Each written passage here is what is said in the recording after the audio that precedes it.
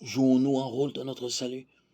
Il y a deux façons d'aborder cette question, d'un point de vue pratique et d'un point de vue biblique.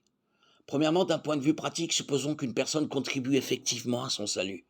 Si cela était possible, qui en tirerait le mérite au paradis?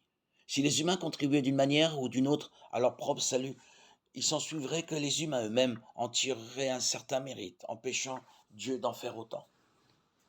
S'il était possible de contribuer à quelque chose pour atteindre le ciel, alors chaque personne, à son arrivée, se féliciterait de ce qu'elle a fait pour obtenir la citoyenneté céleste.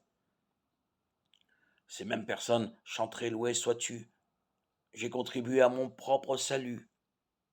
Il est impensable que les gens au ciel rendent un culte à eux-mêmes plutôt qu'à Dieu. Dieu a dit, je ne donnerai pas ma gloire à un autre. Ésaïe 42, 8, 42, 11. D'un point de vue biblique, l'humanité ne contribue en rien à son salut. Le problème de l'humanité est son caractère pécheur. Les théologiens parlent généralement de dépravation totale, notion selon laquelle l'homme est entièrement pécheur et ne peut rien faire par lui-même pour gagner la faveur de Dieu. En raison de cet état de péché, l'humanité ne veut rien avoir à faire avec Dieu. Romains 1, 18, 32.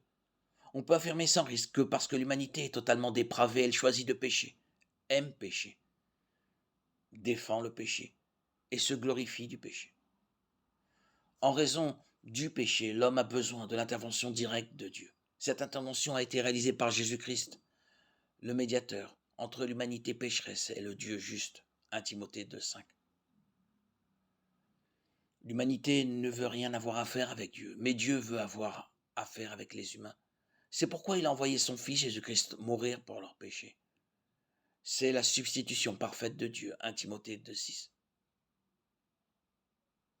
Parce que Jésus est mort, l'humanité peut être déclarée justifiée par la foi et déclarée juste. Romains 5, 1. Par la foi, la personne est rachetée, extraite du marché d'esclavage, l'esclavage du péché, et ainsi libérée de celui-ci. 1 Pierre 1, 18, 19.